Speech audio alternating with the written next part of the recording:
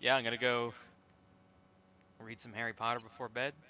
It's good. I Nice. like Harry. It's good. It's good. Which one are you on? You start from the beginning, or? Yeah, I started from the beginning because I don't fucking remember. I'm like almost done with it. Yeah. It's man, it's just like such a much faster read than like Lord of the Oh yeah, dude. Like, come on. Dude, I love Lord of the Rings, right? But I think I told you that when you started reading it, of just like it's dry, man. Yeah, yeah, It's it not really is. It like really The is. Hobbit. I definitely like remembered. Like, I think I read The Hobbit after the Lord of the Rings. Yeah. And I just remembered this distinct feeling in my like kid brain of just like, man, The Hobbit's like so much easier to get through, you know? Yeah, totally. Um, yeah, it's just it's like an adventure in The Hobbit and Lord of the Rings, man. It's just like, oh, it's Elrond serving in Rivendell. Sorry,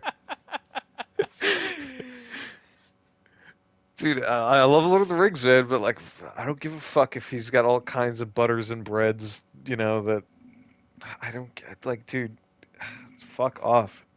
I don't So care what would the you hobbits have in their goddamn cupboard or whatever. so would you say you mostly like it for the movies and like the other stuff more so than the books?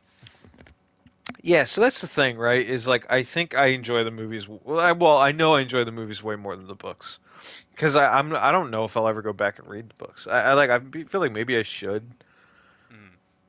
but They're because I dry. read them so long ago. I'll tell you. Well, I remember struggling as a kid, and like my mom Yeah. had all three of them, and she like gave them to me one at a time. I remember, I remember in between, I think it was Two Towers and Return of the King that I went right away to the next one. But Yeah. between Fellowship and Two Towers, it was like a gap that I Yeah. just didn't read.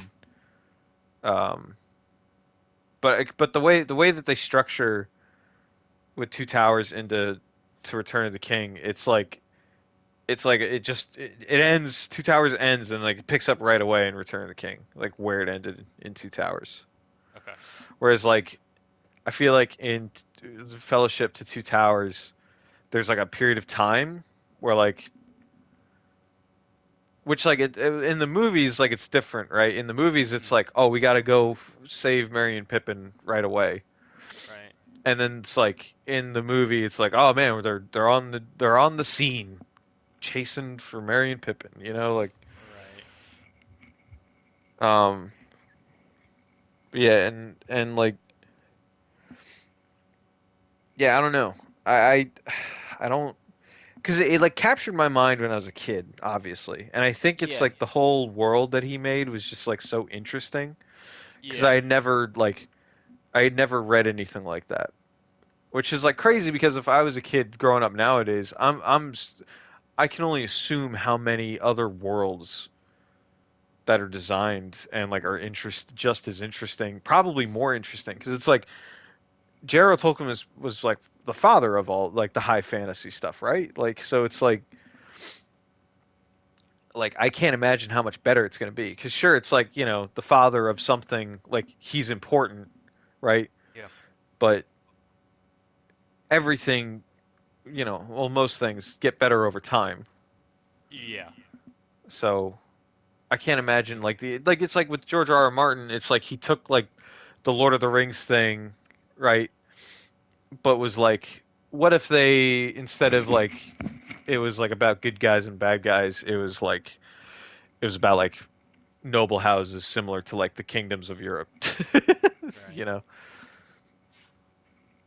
because they still have all the high fantasy things. There's still like the different races and stuff, and the the things that go bump in the night. It's like the fucking Yeah. instead of the orcs, it's the White Walkers and all that noise, and like you got wizards and shit in there.